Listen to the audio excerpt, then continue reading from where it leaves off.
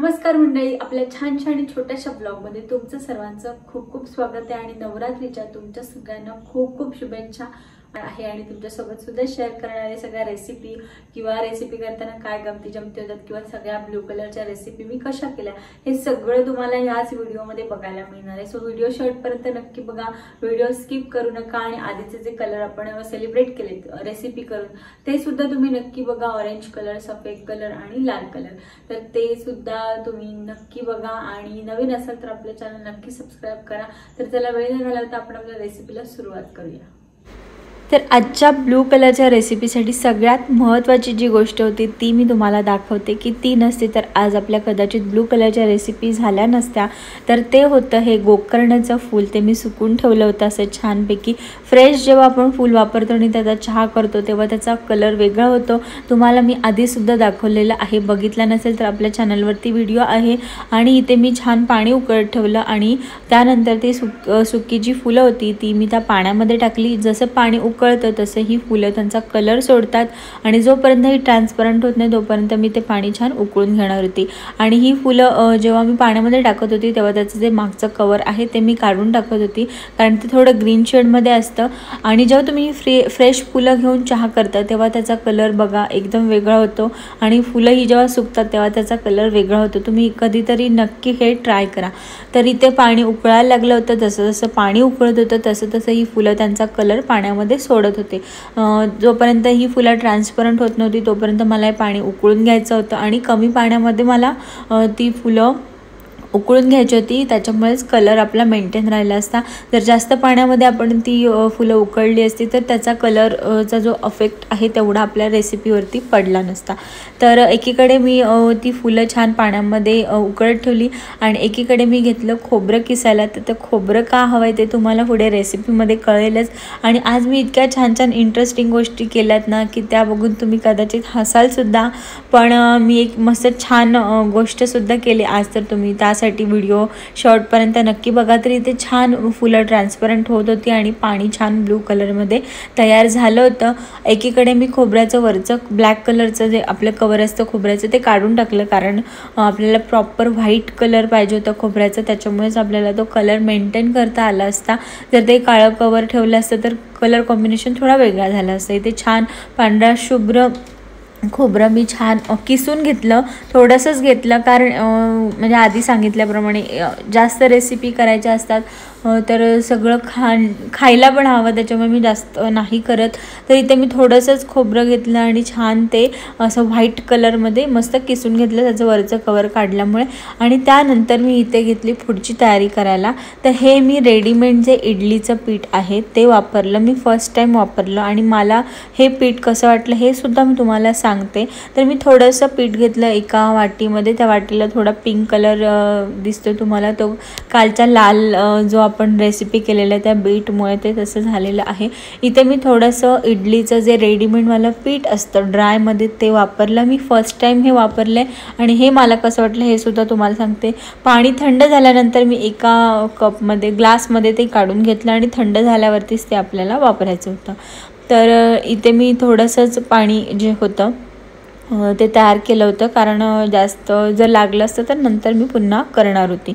त्यानंतर इथे मी सगळ्यात आधी जे पाणी आहे ते थंड होऊन दिलं आणि थंड झाल्यानंतर सुद्धा तुम्ही बघू शकता मस्त त्याला एकदम डार्क कलर आला होता आणि हाच कलर मला पाहिजे होता। जास्त पाणी वापरलं की त्याचा कलरसुद्धा वेगळा होतो, वेगळा म्हणजे थोडासा इतका डार्क कलर मिळत नाही। त्यानंतर जे मी खोबरं व्हाईट कलरचं किसलं होतं त्याच्यामध्ये मी थोडंसं ते जे कलर आहे म्हणजे जो पाणी आपण तयार केलेलं होतं त्या गोकर्णाच्या फुलांचं ते टाकलं आणि खोबरं थोडंसं भिजत ठेवलं। ते भिजत ठेवल्यामुळे त्याला तो तसा कलर येतो। त्यानंतर हे रेडीमेड इडलीचं जे पीठ आहे त्याच्यामध्ये मी पाणी टाकलं आणि पाणी टाकल्यानंतर छान आपल्याला ते मिक्स करून घ्यावं लागतं। पण मला पर्सनली मी तुम्हाला सांगते की मला हे रेडीमेड जे पीठ आहे म्हणजे ड्राय पीठ हे मला बिलकुल आवडलं नाही आहे। सगळेजण म्हणतात की खूप चांगलं असतं, टेस्ट पण खूप छान येते, पण मला बिलकुल याची टेस्ट आवडली नाही। पण ठीक आहे, मग इमर्जन्सीला चांगलं आहे। त्यानंतर त्याच्यामध्ये मी हे सगळं जे आपण गोकर्णाच्या फुलांचं जे पाणी होतं ते त्याच्यामध्ये टाकायला हळूहळू सुरुवात केली. तुम्ही पीठ जेव्हा हे मळताना लक्षात ठेवायचं पाण्याचा जास्त वापर करायचा नाही, म्हणजे नॉर्मल पाण्याचा, नाहीतर हा कलर त्याच्यामध्ये इतका उतरून येत नाही. तर इथे बघू शकता पीठ जसं भिजत जातं तसं हळूहळू त्याला कलर येत जातो.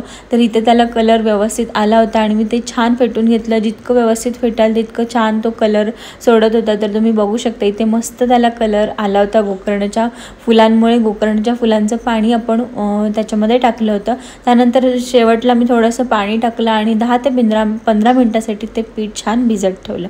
त्यानंतर मी आज एक मस्त गोष्ट केली. ही मला हा जो लॉलीपॉप आहे तो मला मिळाला होता, आय थिंक 5 की 10 रुपयाला होता.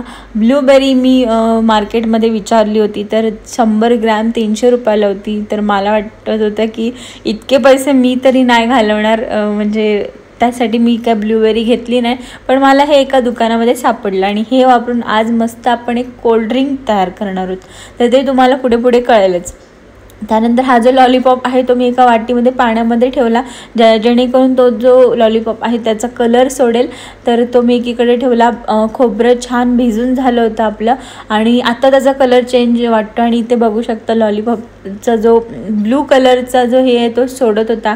तर 300 रुपयाच्या ऐवजी माझं 10 रुपयामध्ये खूप छान काम झालं. एकीकडे मी घेतलं इथे खोबऱ्याची चटणी करायला. खोबरं मस्त टाकलं आणि नुसतंच कलर दाखवायचा म्हणून नाही दाखवू शकत, शेवटी खायला पण पाहिजे. तर त्याच्यामध्ये मी थोडासा दाण्याचा कूट टाकला आणि 1 मिरची टाकली, थोडंसं चवीपुरतं मीठ टाकलं आणि मस्तपैकी ते मी ग्राइंड करून घेतलं. पण ग्राइंड केल्यानंतर त्याचा कलरच चेंज झाला. तुम्ही बघू शकता थोडासा, म्हणजे एकदम डार्क ब्ल्यू होता आधी आणि आता एकदमच चेंज झाला. पण ठीक आहे. त्यानंतर एकीकडे चटणी तयार झाली होती, एकीकडे आपण कोल्ड्रिंकसाठी ते जो लॉलीपॉप आहे तो पण ठेवला होता ते म्हणजे पाण्यामध्ये. त्याच्यामुळे त्याचा तो कलर पण निघत होता, तुम्हाला दिसत पण असेल तिथे कॉर्नरला.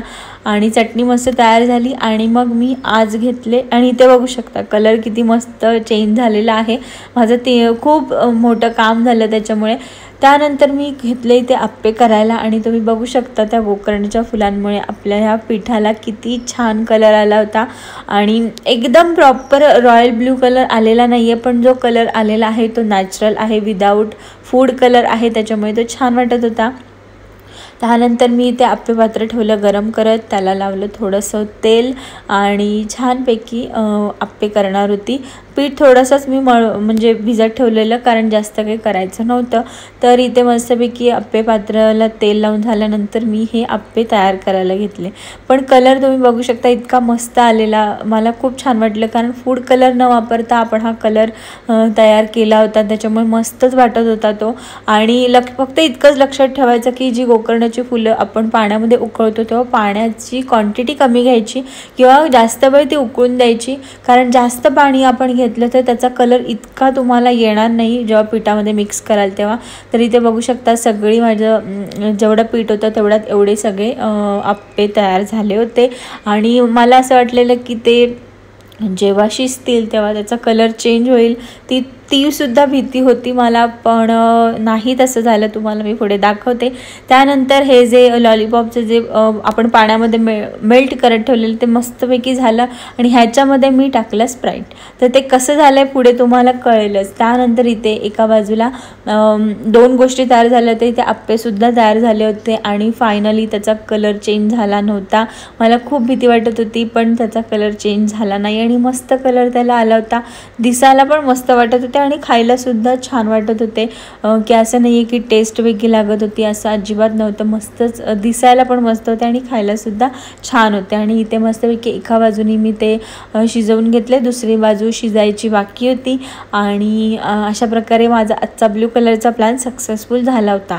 पण जो आपण ब्लूबेरी आणि स्ट्रॉबेरीचा जो लॉलीपॉप आणला होता ती आयडिया मला वाटते की माझ्यासाठी एकदम मस्तच होती, मला बरी सुचली. नाही तर मला 300 रुपयाची ब्लूबेरी 100 ग्रॅम फक्त घ्यावी लागली असते आणि त्याची काहीतरी रेसिपीसुद्धा करायला लागली असती आणि मला इतके पैसे घालवायला खूप जीवावर आलं होतं, कारण खूप जास्त महाग वाटत होती मला पर्सनली. तर अशा प्रकारे इथे छान आपले ब्ल्यू शेडमध्ये अप्पे आणि ब्ल्यू शेडमध्ये ही खोबऱ्याची चटणी मी आज केली होती.